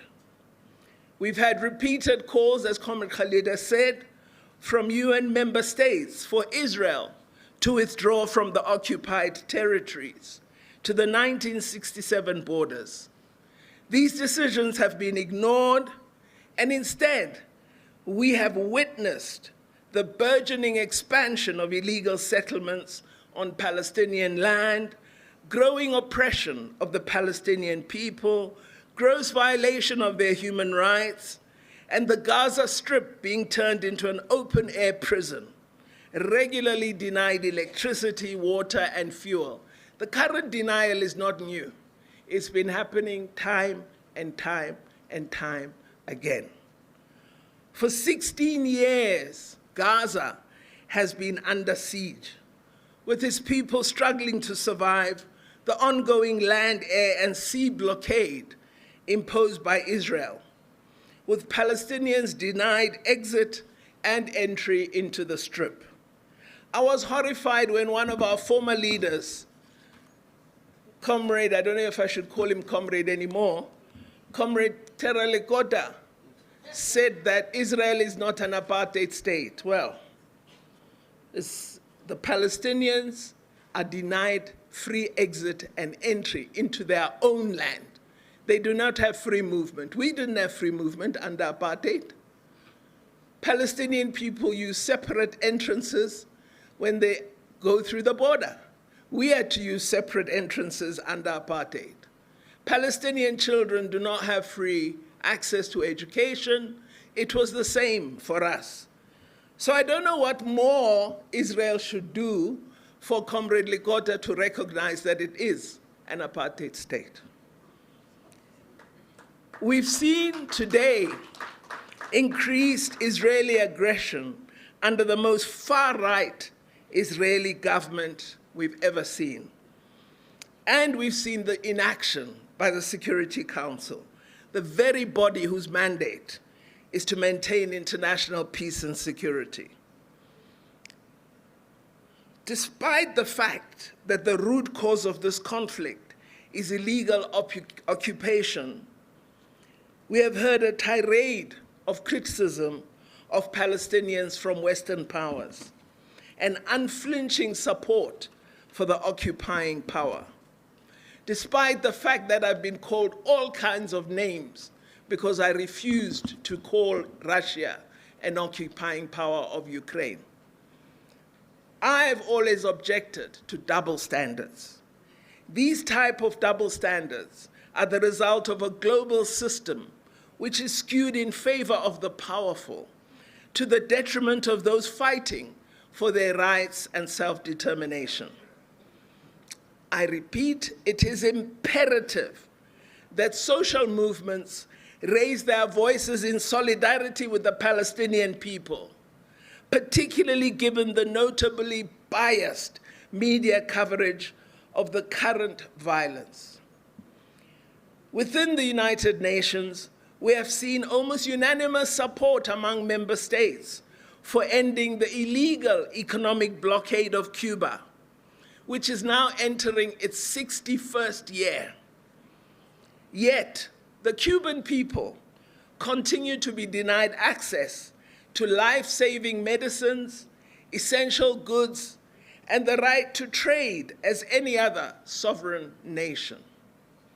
These are injustices that once more need to be taken up by the Global South and progressive forces worldwide to create a groundswell of popular support for the Cuban people, as well as the people of Palestine and all oppressed people all over the world. In South Africa, as the South African Department of International Relations and Cooperation, we wanted to provide support to the people of Cuba after they sent an appeal to us. When our opposition parties got hold of our intention, they, through an organization called AfriForum, took us to court. And the court ruled that I must use that money for poor people in South Africa and not provide anything to the people of Cuba. Of course, I'm appealing that decision, but here's my troubling point. The progressive forces of South Africa have never spoken up in support of my fight in court. And AfriForum is decimating all the progressive gains we have made in South Africa, including affirmative action, and we are allowing it to happen while we live. We are also articulating calls that we should overhaul the current global financial and trade architecture, and much of the world is joining us in this call. We believe we need a fundamental reset of the Bretton Woods institutions, including the IMF, the World Bank, and the World Trade Organization. Multilateral development finance institutions need to be redesigned to respond to the challenges we are confronted with and to assist countries to meet the Sustainable Development Goals. They must help us respond effectively to public health emergencies and to mitigate climate change. The IMF needs to be repurposed and should provide counter-cyclical lending in times of debt distress, enable debt restructuring and relief, and provide liquidity to all countries that require it.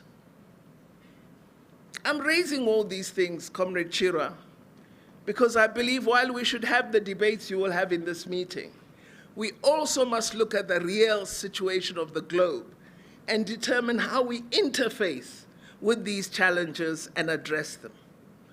We are fortunate as South Africa to be part of the BRICS partnership. And in BRICS, as the BRICS countries, we've been working toward developing a more equitable, balanced, and representative global governance system. This includes the restructuring of the global financial architecture. We have built up an institution such as the New Development Bank, which we own as BRICS, and it has given us, as emerging economies, greater control over lending and greater autonomy over the progress and course of our development. As we discussed in the most recent BRICS summit, which we hosted as South Africa, the concept of countries opting to conduct trade in their own currencies is to us a welcome development. And we are now investigating how we can multiply such practice and have it available to all of us. Emerging economies are key to reforming global governance. The fact that we've had emerging economies holding the G20 presidency for the last 4 years is an opportunity that we should not waste as countries of the South. Indonesia held the presidency last year and brought back development issues into G20. India held it this year and sustained that focus. Brazil is assuming the G20 chair next year, and we must ensure it holds the ground. And in 2025, South Africa will be chair of G20. And again, we must strengthen the progressive ground. With leading countries of the Global South able to set the world agenda, this is an opportunity for all of us to push for real change. Let's not waste it. The demands that were made over 50 years ago by the Global South when it met as NAM, that we should overhaul the rules of international trade, reform the international financial system, and recognize the sovereignty of each state over its natural resources. All of these, articulated over 50 years ago, are gaining momentum today. The Global South is calling for cancellation of historical debt. There must be content to our progressive agenda. Content. The issuance of new IMF special drawing rights is something South Africa has been insisting upon. The expansion of concessional development financing and technology transfer. All of these are based on the concept of the right to development, which many of us have forgotten. Ironically, all of these principles form part of a declaration that the UN adopted in 1974. But this was largely disregarded by multilateral bodies that instead imposed neoliberal policies on developing countries to ensure they implement extreme trade liberalization to their people's cost. Today, developing countries, which include the Africa Group, India, and Cuba, have tabled a proposal on the reform of the WTO, a proposal called Strengthening the WTO to Promote Development and Inclusivity. The proposal cites World Bank data to show that the gap in per capita GDP between the developed and developing world has widened since WTO was created, and calling for special and differential treatment to be upheld in future agreements. The proposal calls for respect for the right of countries to adopt different economic models and supports diversification and development. We also require multilateral security arrangements. We need to reject military alliances that divide the world into blocs, but do not offer answers to the challenges we confront. We are seeing now the weaponization of the ocean, Indo-Pacific Alliance, and so on. All of this is meant to take unipolar control of the oceans and deny us the right to peace and development which the oceans offer the world. What we need today, more than ever before, and that's why this conference is, to me, vitally important, we need international solidarity. There's an urgent need for this in responding to the crises confronting us. During our struggle in South Africa, the principle of international solidarity was one of the key pillars of our struggle. It was through this pillar that civil society, political parties, academia, and other sectors all over the world were mobilized to isolate the apartheid regime. This pillar of international solidarity made an immense contribution to our victory against apartheid, to the extent that some analysts have even tried to elevate it above other very important pillars, such as the underground, the armed struggle, which Comrade has referred to, and the mass struggle, which we must never forget. These four pillars of the struggle complemented and reinforced each other to deliver the death of the apartheid regime. So again, we need to revive international solidarity as a pillar. We need to revive underground as a pillar. We need to revive armed struggle as a pillar. And we need to ensure mass struggle as a pillar. The international struggle against apartheid embodied humanity's struggle against discrimination and social exclusion. Our post-apartheid South Africa has attempted to continue this tradition of active internationalism on the continent and globally. We've tried to play our part in the renewal of Africa, promoting South-South cooperation, engaging countries of the North in the interest of Africa, and striving for the transformation of the global system of governance. We know we benefited, and we are trying to use our benefit in the interest of others. We believe that today internationalism is going to be decisive in crystallizing new forms of organizing political forces for meaningful transformation. But as I said earlier, we need a strategic approach to the search for a better international order, one that is equitable, just, humane, inclusive, and democratic. So while I agree with BDS and the focus it has, I think we need to discuss how do we activate this in a manner that allows us to achieve the outcomes we desire, and not as an illustration of our ability to organize. And I haven't yet had that strategic advice. So with the BDS intervention at the ANC conference in 2017, we did indeed remove an ambassador from Israel. But I haven't seen it advance the peace agenda. So how do we act together to make gains in the struggle, rather than to have illustrations of action? This is the kind of strategic discussion I hope we could have at some time. I believe we need to continue as South Africa to contribute to the building of a global progressive movement for a better Africa and a better world. People need to be shaken out of complacency and distraction. Progressive forces of the left need to step in, need to provide hope and vision, and offer up concrete pathways to political action. Across the global South, the progressive community has begun to rally. We look forward to the expansion of brave, united, vibrant social movements.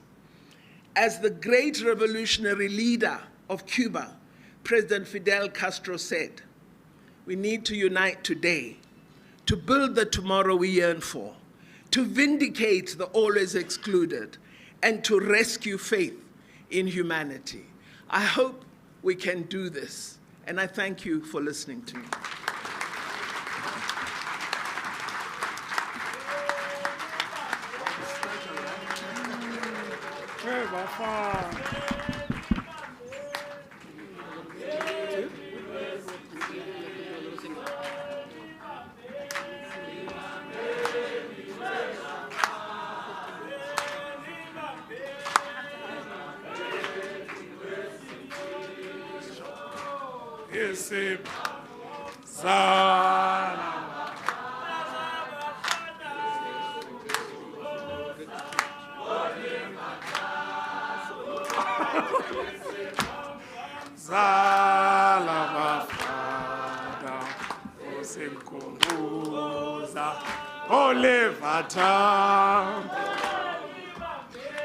ebambeni webafana,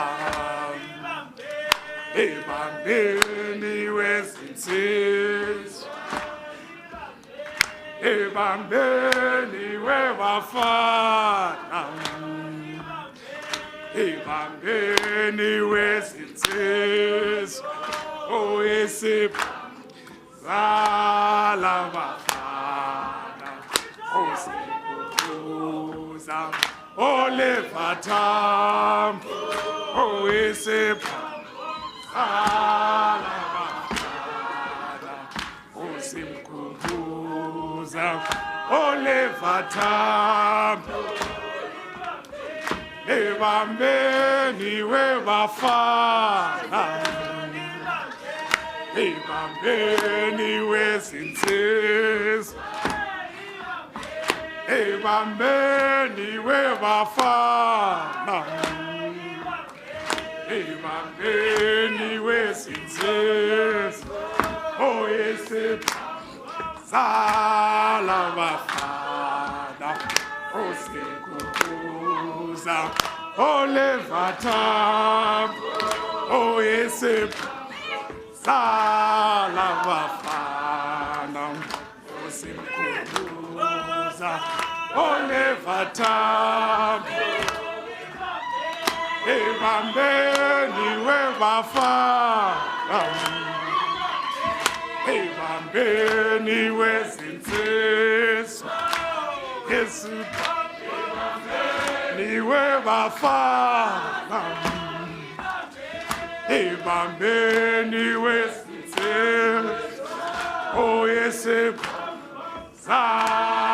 bafana, osimkhumbuza olevatam, isibala bafana, osimkhumbuza olevatam, bafana, ebambeni wezinsizwa, ebambeni webafana, ebambeni wezinsizwa, oyisibala bafana, osimkhumbuza olevatam, oyisibala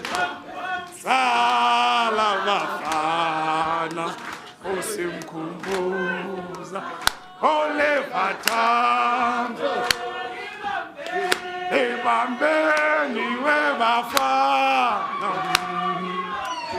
ebambeni wezinsizwa, oyisibala webafana, ebambeni wezinsizwa, isibala bafana, osimkhumbuza olevatam, oyisibala bafana, osimkhumbuza olevatam, mandla awethu, matla kiarona, all power, all power. This is South Africa, comrades. This is South Africa. We must do it in our style all the time. Thank you very much, GS. Thank you very much. Our guests must live here feeling like they are indeed South Africans. And they are South Africans. Thank you very much, Honorable Minister, for being honest and candid about the state of geopolitics. We really appreciate your input, but also for being also critical to us I now understand why earlier on you said, don't thank me, still early. For also calling us to action and reminding us that unless what we say is converted into action, it almost means nothing or very little. So would we have wished that we would engage. We'll allow the conference to engage a bit, but we're running in trouble because of Elias' late start. So we hope that some of the issues that have been raised by the panelists will find expression in our closed session when we have engagement about how do we respond, because the minister is right. We cannot talk solutions unless we begin to grapple and understand the real concrete conditions facing the people, facing the working class, facing us all over the world properly, that we can be able to respond in proper terms. We are almost done, comrades. I can't say we're doing well, but we're not bad. We're not bad. I hope that we'll be able to be on lunch by 1. I want to take this opportunity to welcome Comrade Claudia. Comrade Claudia is a popular educator, community organizer, theologian, and a leader in the Party for Socialism and Liberation in the United States. There's socialism in the US, comrades, from the belly of imperialism. We really want to thank you very much for making time. The floor is yours.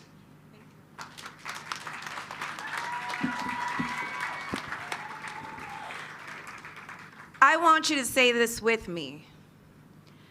When people are occupied, resistance is justified.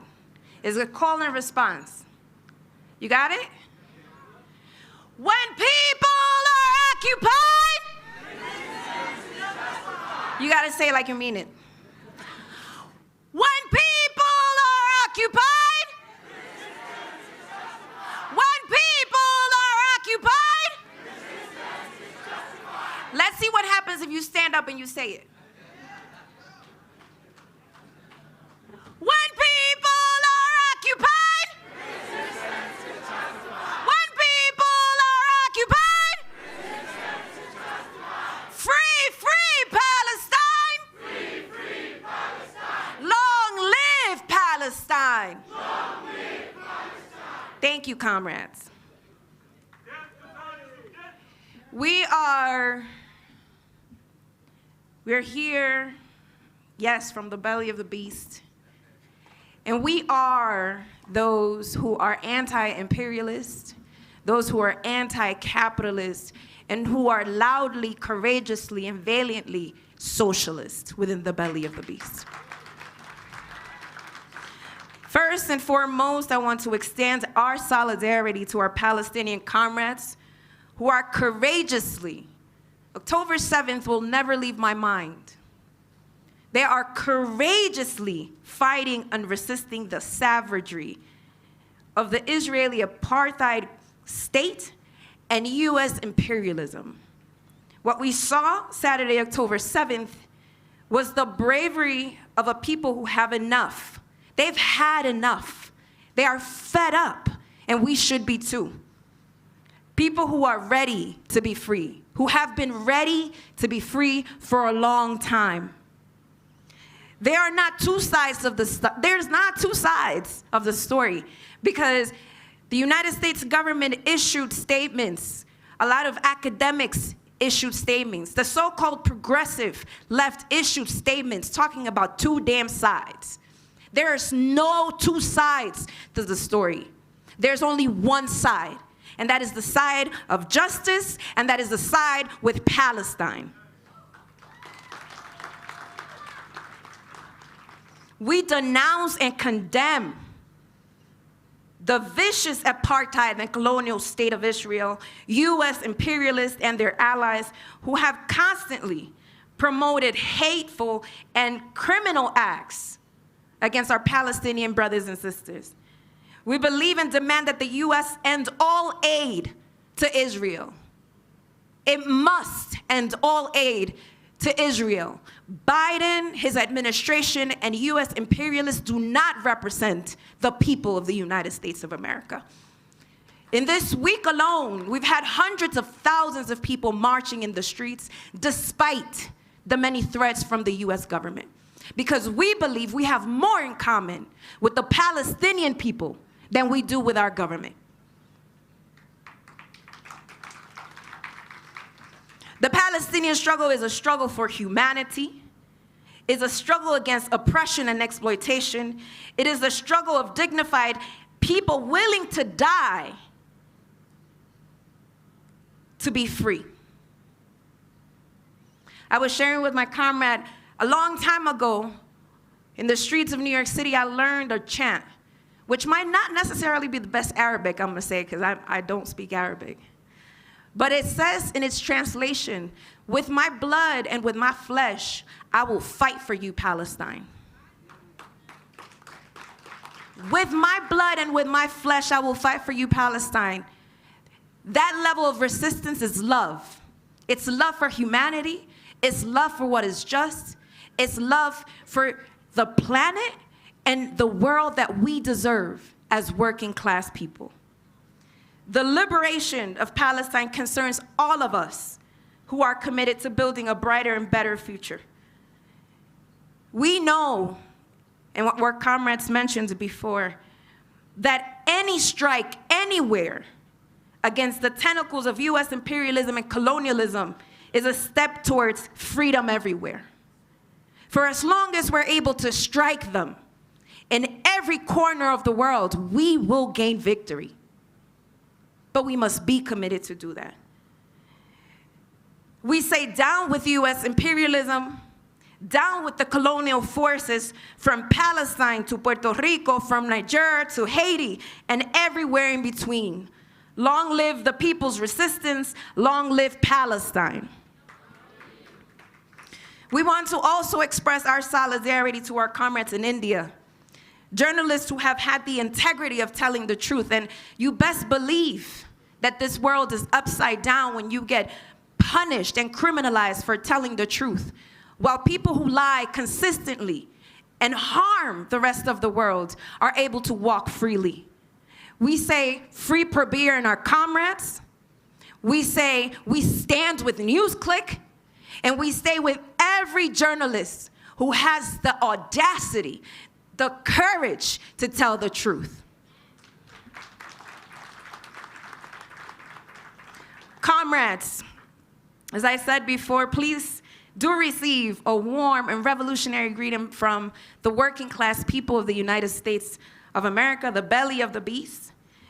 We understand and know that we are connected, and our victory in struggle is interconnected with that of the global South. It is re-energizing, reaffirming, and strengthening to be among comrades from all over the world who are committed to building solidarity, dignity, justice, and a better and brighter future for humanity and the planet. It is significantly important that we meet here in Africa. Not only is Africa Mother Africa, it is also a battleground against all sorts of oppression and exploitation, and where liberation struggles are being waged against capitalism, colonialism, and U.S. imperialism. And so we are grateful for our comrades from the African continent to welcome us into our home.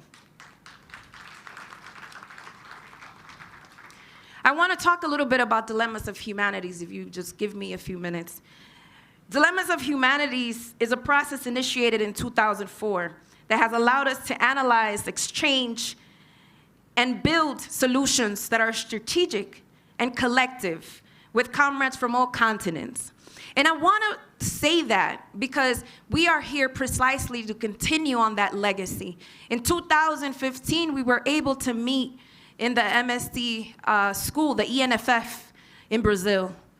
And we were able to discuss the many issues that capitalism has produced. Because we have many problems, you see, but the issue is capitalism.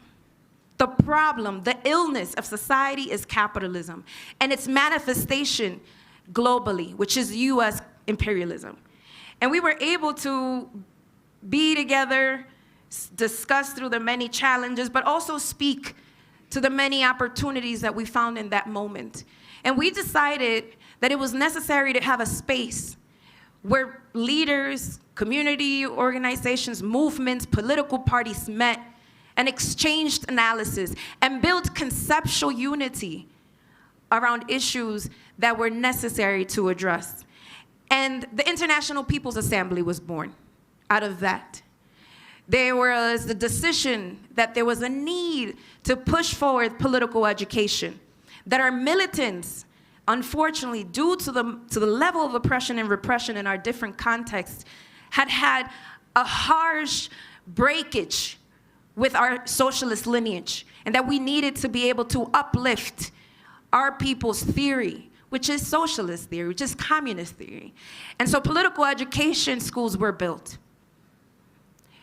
We understood that there was a need to be able to intervene in the world of communications, and media projects were developed. We understood, what Mao once said: no investigation, no right to speak. We can't just go out there and talk without having actual facts. And so a resource for the movement was developed, which is now Tricontinental. Big ups to Tricontinental. Why am I sharing all of this with you? Because it's important for us to kind of trace our steps and see where we've been, to be able to know where we're going. A lot has been achieved, but a lot has also changed in 7 years. We're living in a world that is post one of the biggest global health crises. Comrades had spoken about our current situation and how much this capitalist crisis has significantly worsened the conditions of our people. There is the US continued effort to get us into World War III, fortifying NATO in this proxy war against Russia, utilizing the bodies of Ukrainians while they sit back and laugh and say it's not our people dying, and it's profitable. And so we are living in a context that is a bit different from 7 years ago when we met. US imperialism finds itself weakened by a lot of what our minister spoke about. There's a reorganization of geopolitics, and the United States as US empire is fearful. And what happens to animals when they fear? Some of them will go hide, but the United States doesn't do that. Their offensive increases. Their hunger and thirst for war increases, externally and internally. And so what do we do in the face of that? We see the climate crisis that continues to accelerate. As revolutionaries, as socialists, we cannot leave a vacuum. We do not have the privilege to live any space unoccupied by our actions, our ideology, our practice. Our capacity to provide a path and solutions that meet the scale of the problems caused by the biggest enemies of humanity, capitalism and US imperialism, is urgent and necessary. We say that our only path, that our only solution is socialism. We need an entire reconstruction of society that places people over profit. As I was thinking about what to say, a lot of what I wanted to say has been said, but I was thinking about Fred Hampton Sr. Fred Hampton Sr. was 19 years old when he became the leader of the Illinois chapter of the Black Panther Party, assassinated by the US capitalists, by the US capitalist state. And he said, we fight capitalism with socialism. Socialism is the people. If you're afraid of socialism, you are afraid of the people. Do you get that? Socialism is the people. And if you are afraid of socialism, you're afraid of the people. That is very clear. Anyone would be able to understand it. And it also leads us to understand why capitalists fear socialism so much. Because socialism is the people. And who are the people if not the majority of people in this planet? We don't fight capitalism with anything other than political organization, our collective struggle, our principled unity, and a strategy towards the reorganization of an entire society where people's needs are first, where dignity, humanity, and the planet take priority over profit. That is socialism. And we need to have the capacity to have our people understand that their interests are socialist. That our collective interest is a socialist interest. When working class people are confronted with a dollar democracy, a democracy that only serves the ruling class, with a political system that doesn't represent us or our interests, the attacks on civil rights, on our human rights, our people know that capitalism is incapable of providing democracy. They know it. They feel it in their gut. They learn that capitalism is built upon repression and oppression of the majority of the people. When the US imperialists and his allies wage war and invest trillions of dollars that can be invested into social goods, our people know that capitalism is incompatible with peace. They know it feeds from injustice and exploitation. Capitalism is incapable and it's incompatible with any and all sorts of justice because it feeds from inequality. It feeds from chaos. It feeds from crisis. In fact, crisis is profitable for capitalism. If not, let us just look at what happened during the global health pandemic. Billionaires became trillionaires. Crisis is profitable for the capitalist system. For the majority of the people in this planet, we understand there is no peace or justice under capitalism. We understand that U.S. imperialism stamps its boots and tries to strangle every and all sorts of hope for the working class. That is the case for Cuba, who has been blockaded for over 60 years. Long live the Cuban Revolution. That is the case of Venezuela, who has been sanctioned since its initiating steps. Long live the Venezuelan Revolution. 1/3 of the world's population lives under sanctions by a country that has no sense of morality to police the world. Because the United States has no sense of morality. It has no sense of humanity. And who gave them the right to be the ones to police the rest of the world? We need to defeat U.S. imperialism at all costs before it ends us. We need to defeat it before it ends us. And I'm talking not only, again, as the people in the United States. We are working class people, the international class that is the force of history. We are too part of the global South. Working class and poor people across the world know this. And why do I make such an emphasis? Our people know this, but where are the political instruments for our people to engage in the battle and the fight against imperialism and capitalism. And we want to say we are part of those instruments. And I wholeheartedly believe that we are part of those instruments. We have to make our people believe that. Because fascism, because the right wing is creeping its head all over the world, from Brazil to Argentina to India to the United States. And they are using the language of the people. And they are weaponizing the prejudices that capitalism has created. And so, as revolutionaries, as socialists, we have the hard task of becoming the one option for our people, the only option for our people, because we know that socialism is what? Is the people. We have the challenge, but we must stand up to that challenge. We must not leave any space unoccupied. All spaces must be debated, contested, fought for.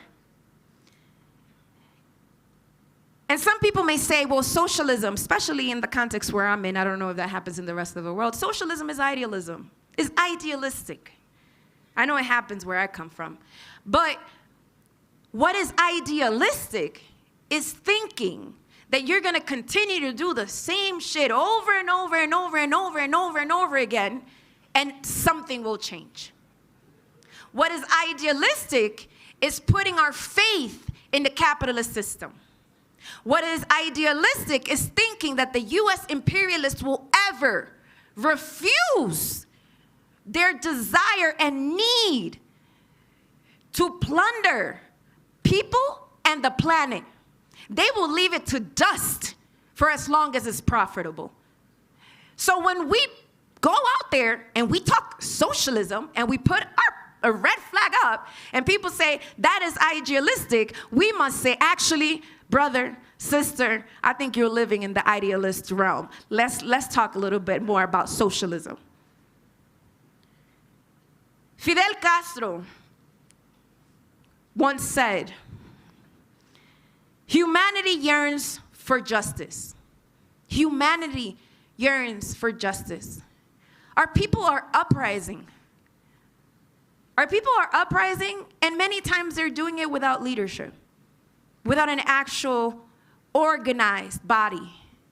People are fed up. Are we ready for socialism is the question. Are we ready for socialism? Are we ready? Are we ready for socialism? I hope so.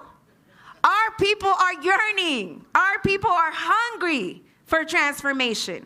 And so what is our task? It is to help our people see themselves in our socialist projects.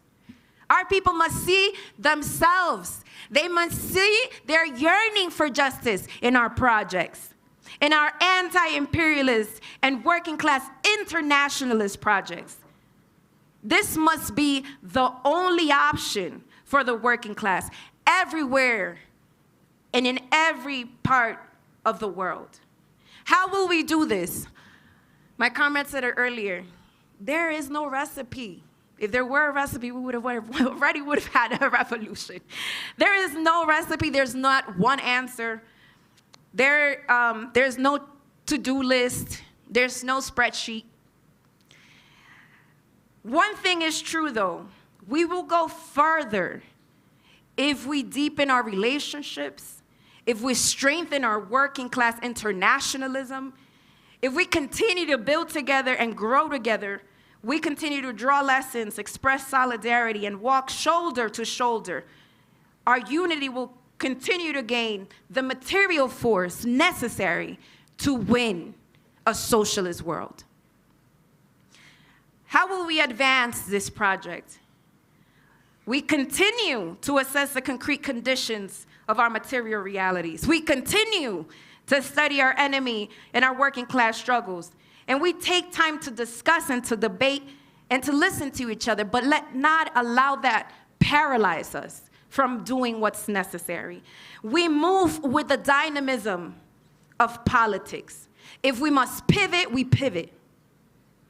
If we must shift course, we shift course. Comrades, every step, all experiences give force and give confidence to the working class. And these are experiences accumulated that will move us forward in struggle. It prepares us for the next stage because it's a long struggle, Leila. It's a long struggle. And we do not have the privilege to stop struggling. We might move back a little bit, tell Stephanie, you take my turn now while I take a breather. But we do not stop struggling. Do we stop struggling? Until victory, hasta la victoria. Comrades, let us use all of our intelligence, our creativity, as we organize, mobilize, and yes, we must agitate. It is our collective struggle in which we will build principled unity. It is in our unity that we gain the strength to engage in the battle of ideas effectively, to intervene culturally, and in the social political spheres of society. It is through understanding our immediate strategy as part of a larger, long-term strategy that is both domestic, that is international, that we can walk together and build stronger. It is what fuels us to walk with those who impact change, not only in our communities locally, not only in our nation states domestically, but all around the world. This process of dilemmas of humanities and the International People's Assembly is a prime space for this. And when we leave this space, we have more resolve and more energy as we continue to take the streets. Because I learned from João Pedro Estedile that you don't abandon the streets. We do not abandon the streets. We must continue to take the streets because they are ours.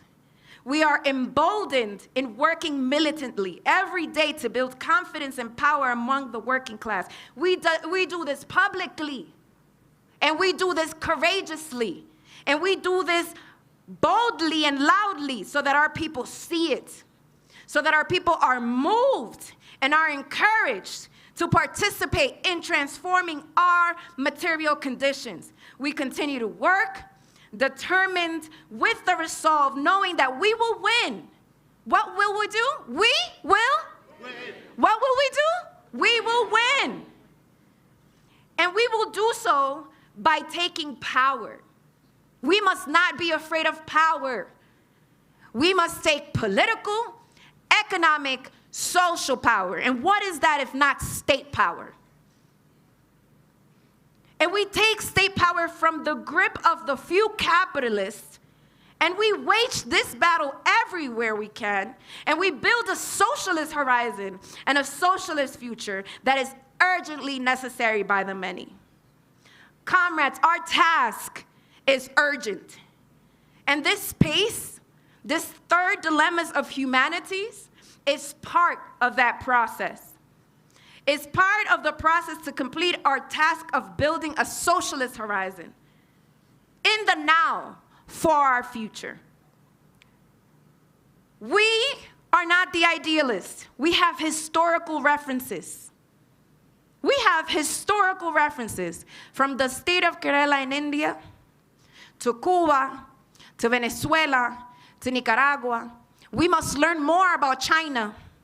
There are historical references.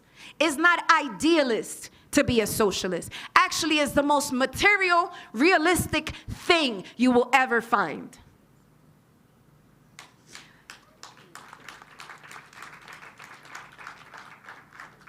We are here in our interconnectedness, our unity against forces of U.S. imperialism, of colonialism, and all forms of oppression are the path toward building a future that we all need and desire. Viva socialism! Viva! You gotta say it like you want me to believe you. How about we get up? Let's shake it up a little bit. Viva socialism! Abolish capitalism! Viva socialism! Abolish capitalism! Free Palestine!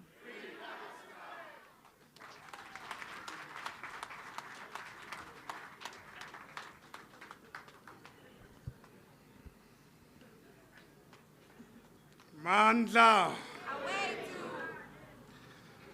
Long live, Comrade Claudia. Long live. Thank you very much, Comrade Claudia. We really appreciate you. Indeed, you are absolutely correct that the current economic and social order is not working for majority. We need an alternative. And that alternative is nothing else but socialism in our lifetime. We are really inspired that there are energies, even in the belly of the animal, of the beast in the US, that keep challenging the status quo, the world order. They are here, comrades. We are not alone in Africa, in emerging economies. There are various energies around the world. One of the things I said earlier on was to say that we have quite a number of organizations here, over 70 organizations across the world.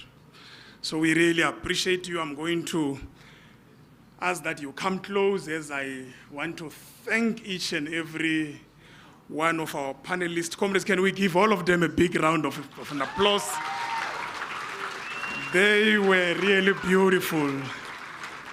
They were outstanding. I think this was the best way to kickstart the conference.